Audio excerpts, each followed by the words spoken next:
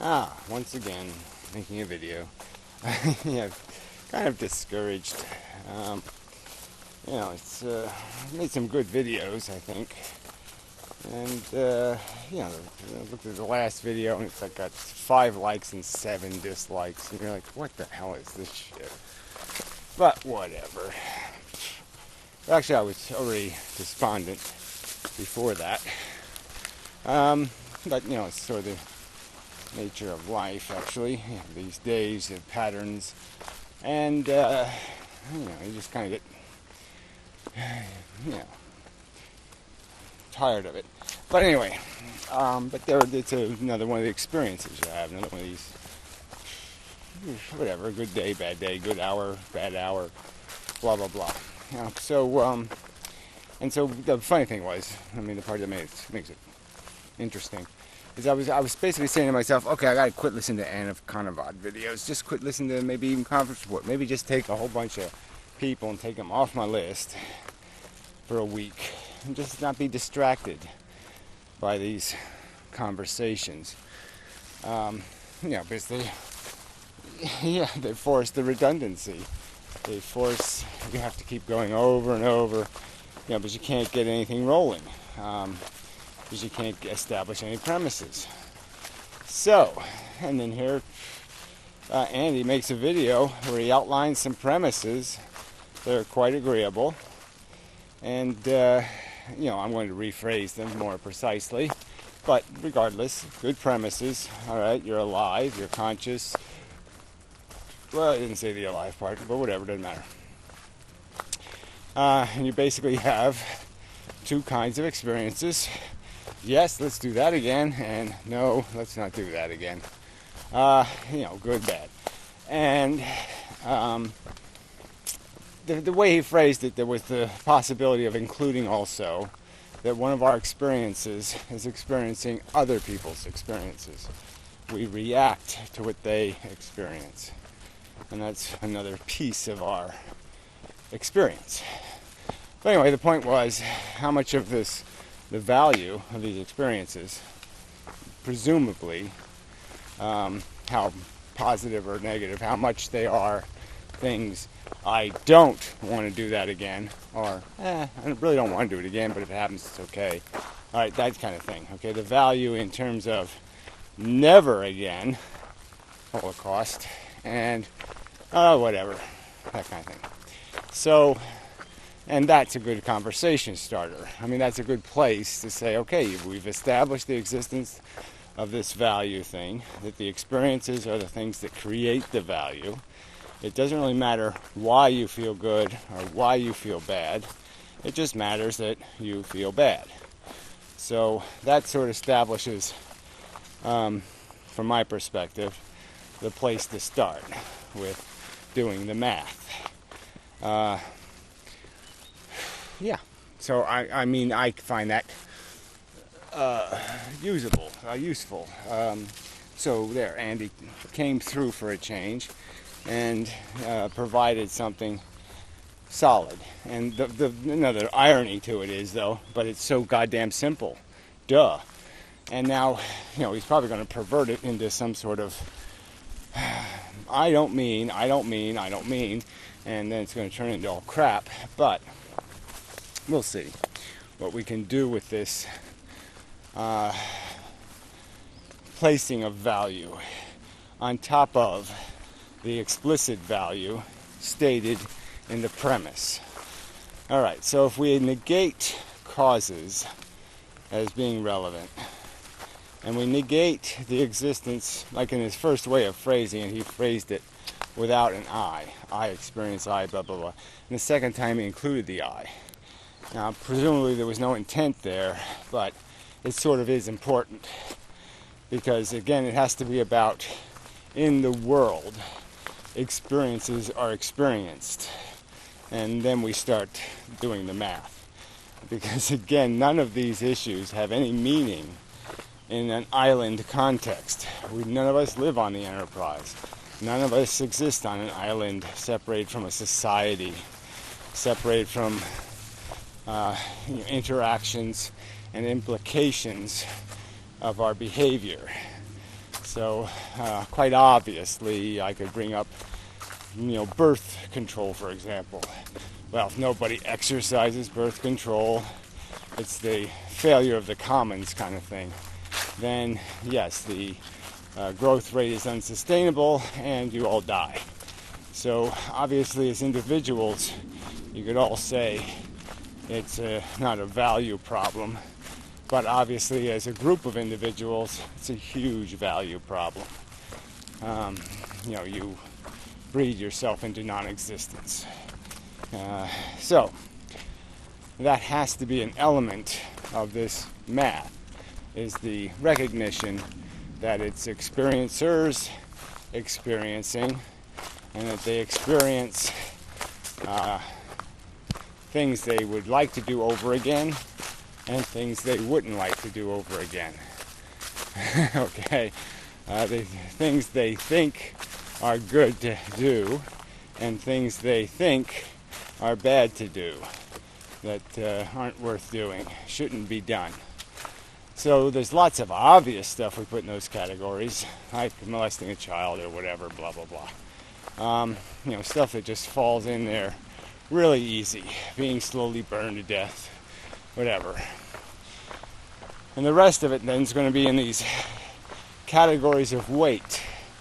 How much weight do you give the bad experience? Again, is it I don't ever want to do it again, or yeah, it wasn't any good, it was nasty, but for a nickel, I'll do it again.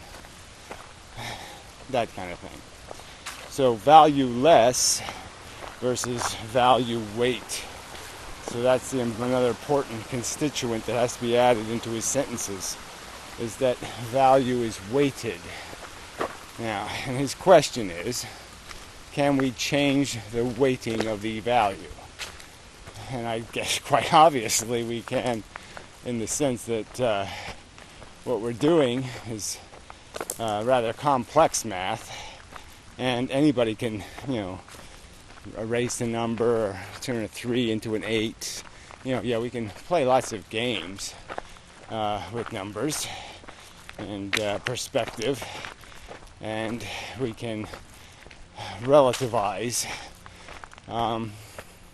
and convolute. So yeah, that can happen, and then all proportion is lost, and then people start talking about things that are horrific as if they were a hangnail. The Holocaust becomes a hangnail, or some kind of bullshit like that, because the numbers get so convoluted. So, two things that need to be fixed in his list that I'll fix. The weighting of value, and the fact that value is experienced by all the entities on the board, and all the entities, their experience counts. And so when you make a judgment about an experience, whether it be your experience or somebody else's experience, and whether that experience should be repeated, or that we should provide for it happening again, that you have the component of the actual judgment of the experience, which is going to have to get, and this is where it gets complicated again, another layer of complexity. But again, if we just establish that it has a weight, and we're going to place a weight number on it, and we're going to hope that that number's somewhere in the range of realistic on the scale. So it's almost like punishments for crimes. They're not very balanced. Sometimes you go to jail for a really long time for a nothing crime, and somebody else goes to jail for a very short time for a horrific crime. So somehow it gets fucked up. And obviously, if we're going to do this math seriously, we'd like to avoid fucking up by saying things like, well, it's okay if I experience it again, but those people don't need to, or vice versa. It's okay if they get irradiated, But no, it's not okay if I do. So that kind of crap, somewhere has to be checked out of this math game. This applying of the value statement. Now, how much? So now, all right, we've got the two kinds of value. We still have to account for desire, which is a funky mechanism. Because some things, whether you, it's almost like you don't even have to want the experience again. You're just going to force yourself. You're going to be forced into it again. So it's almost like eating. I could say eating is meh, and I'd rather not. So if you could cross eating and shitting, off the list, and I didn't have to bother with that crap, I certainly would throw it in the bin. If I could trade those two. Yeah, it seems like a good trade to me. Can't remember if I took the pill or not. I believe I did. So yeah,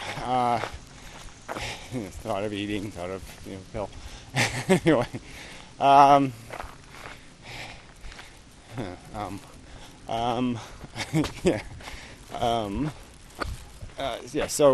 There's you can make trades off of these things that are going to be recurring necessities that are a little different than just experiences. So there's experiences we have because, I don't know, we meander down a path, and there's two things that could happen. Supermodel interacts and we have fun, or bear interacts and we don't have fun.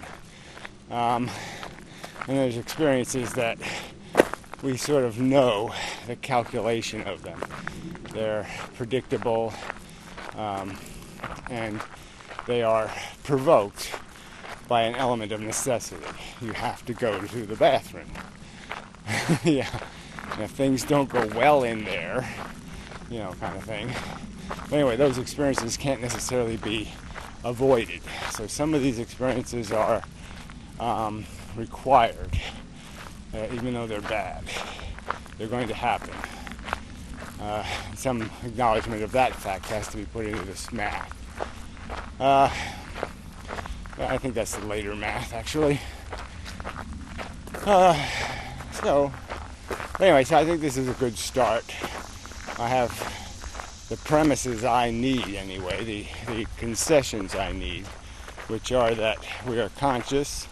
Our consciousness is in states of being that are either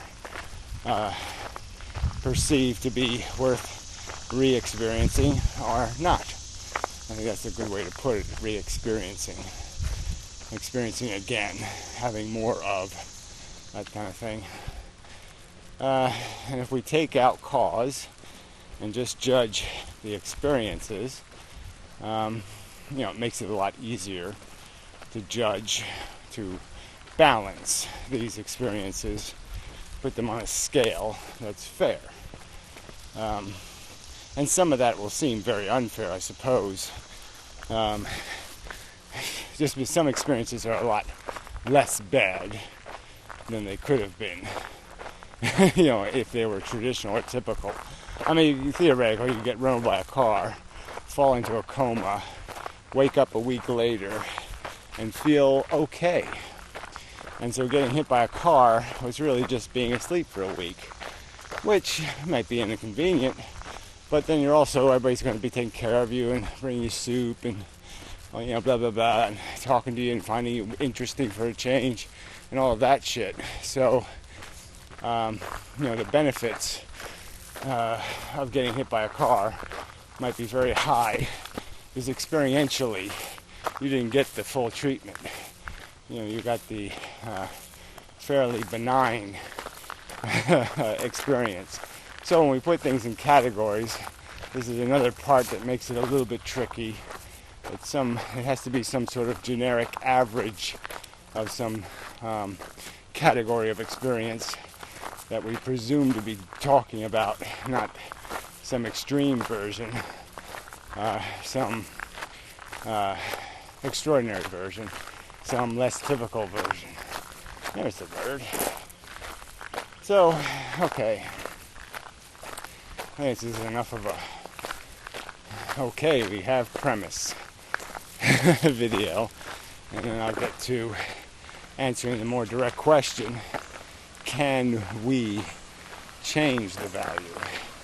And that's kind of, you can only do that if you have reason to, I guess would be the argument made.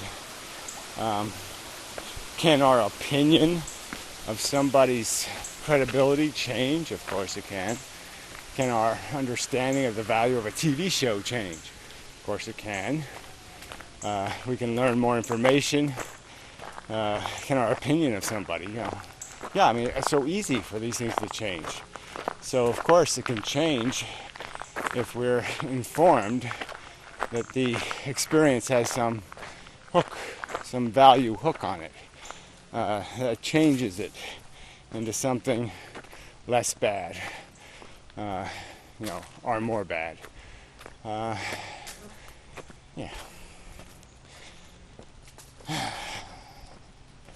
But again, desire is gonna, if we let desire in the door, it's gonna break all the math. So that one's gonna have to be put in the corner somewhere where it can't screw everything up. So anyway, till next time, and such. So forth and whatnot. Alright, press the button. So I guess I'm adding on. Dangerous, because I'm sort of in a ramble about it mood. Yeah, so I start with a So there's two more issues, like, okay, so in evaluating, there's all this vagary. Like, I could say the word being pregnant. Now, being pregnant for some women is nothing. For other women, it nearly kills them. Some would certainly do it again. Others would say, hell no. And then there's even women who have horrible time, and they still do it again, because they have some sort of something saying, I got to do that some more. They want the end product, the baby, I guess. There's something glorious in the process somewhere that says, even though it was god-awful, and 9 out of 10 women would not, I will. So there's lots of that going on in terms of how things are valued. And again, that's back to the desire stuff. Usually it has to have some sort of connection to some sort of other gain that you're getting for the pain. So you're not judging the thing itself so much as you're judging the outcome, and how much you need the outcome. Want. Tricky. You're getting this want-need stuff again. Anyway, so yeah, that's one of the problems, is that you can't just say pregnancy or cancer, or because these things don't have even if we make it a generic set of symptoms, people will place different value on how bad a particular symptom is based on their experience and based on their tolerances. So we're not going to find much agreement in establishing those generics. What we have to try to come to agreement on is relative weights, in some proportion. So some kind of relatively reasonable, so you don't have stub toes and, morning sickness in the same category. We have to avoid that kind of stuff. But, just having the idea that these are the negatives, and then establishing the value of these positive experiences is, that's where it's gnarly all over the place. That's where we're getting into this desire part. How much people need something. Not so much whether it's a good experience or not, but it's not just the good experience that motivates individuals. It's desire that motivates individuals. We don't do something just because it feels good. We do something because we want to accomplish it. We want what it represents. We want... well, it's just not as simple as chasing a sense of comfort or gratification in some immediate time frame. It's like possessing something or owning something. These things are more than just a moment's experience. The value of having, like, somebody gave me, if there was a, some sort of godlike character, fairy godmother or something, and they gave me a guarantee, immunity against cancer. That knowledge would be invaluable in terms of freeing me from, something that might be, worrying me a little, or that might gnaw at me. The relief of that. It's kind of hard to put a value price tag on. It's not priceless, but it's worth something. And it's worth something not in a directly experiential way in one moment. But it would be worth something every day for maybe 40 years. So it's kind of how some value is distributed over time, like the value of peace of mind, something like that. And conversely, the negative value of stress and constant tensions and worries and fears that, they don't have a lifespan of one day or 5 minutes, but, eat at you subtly in the background of your life. Just a little drop every day. So, that'll complicate things. I do have to account for that stuff. But like I said, if you keep things clean and direct, you might be able to avoid all this crap and just get to the basic, straightforward waiting, relative waiting. And once you do that, it might become obvious that all this crap is just,